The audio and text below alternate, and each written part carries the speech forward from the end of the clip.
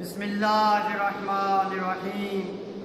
قال علیہ السلام القناۃ مال لا ينفد۔ امیر کائنات فرماتے ہیں کہ قناعت ایک ایسا سرمایہ ہے جو کبھی ختم نہیں ہوتا۔ قناعت کیا ہے؟ قناعت کسے کہتے ہیں؟ جو کچھ میسر ہو اس پہ راضی رہنا، جو کچھ انسان کے پاس ہے اس کے اوپر مطمئن و خوش رہنا، بلکہ کہ اگر اور آسان الفاظ میں بیان کیا جائے تو ہر حال میں خوش رہنا قناعت کہلاتا ہے۔ قناعت کے مقابلے میں ہے حرص و لالچ، اور جو بندہ حریص ہوتا ہے جو کچھ اس کے پاس ہے وہ اس کے اوپر مطمئن نہیں رہتا۔ کیا مطلب؟ کہ یہی وجہ ہے کہ جس انسان میں قناعت نہیں ہوتی، جو آدمی جو کچھ اس کو میسر ہے اس کے اوپر وہ مطمئن و خوش نہیں ہوتا، تو یہاں سے ہی تمام برائیاں جو ہیں وہ جنم لیتی ہیں۔ یہاں سے ہی رشوت کا آغاز ہوتا ہے۔ اگر وہ آدمی جو کچھ اس کے پاس ہے وہ اس کے اوپر مطمئن و قانع ہو تو وہ کبھی رشوت نہیں لیتا۔ رشوت ہمیشہ انسان وہی لیتا ہے کہ جو حریص ہوتا ہے، جو کچھ اس کے پاس ہے وہ اس کے اوپر راضی نہیں ہے، اس لیے وہ رشوت لیتا ہے۔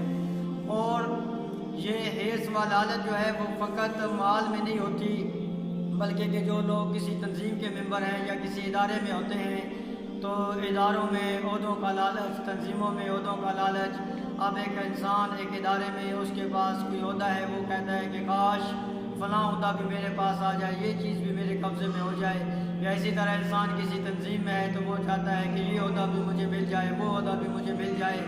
اور اسی طرح ہمارے جو خطبہ حضرات ہیں، اگر 4-5 جگہ پہ ان کا محرم ہو گیا ہے تو اس کے باوجود وہ کہتے ہیں کہ کاش 6ٹھی یا 7ویں جگہ بھی ہمارے ہاتھ آ جائے، بس کسی اور کے لیے کچھ نہ چھوڑنا، جو کچھ ہے وہ مجھے ہی مل جائے۔ یہ ہے حرص، اور اس کے مقابلے میں ہے قناعت۔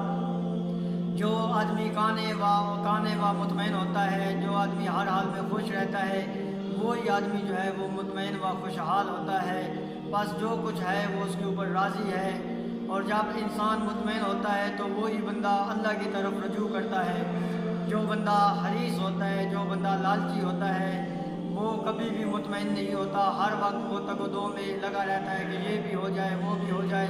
ایسا آدمی ہمیشہ پریشان و ٹینشن کا شکار رہتا ہے۔ اور جو آدمی قانع و مطمئن ہوتا ہے وہ اللہ کی طرف رجوع کرتا ہے۔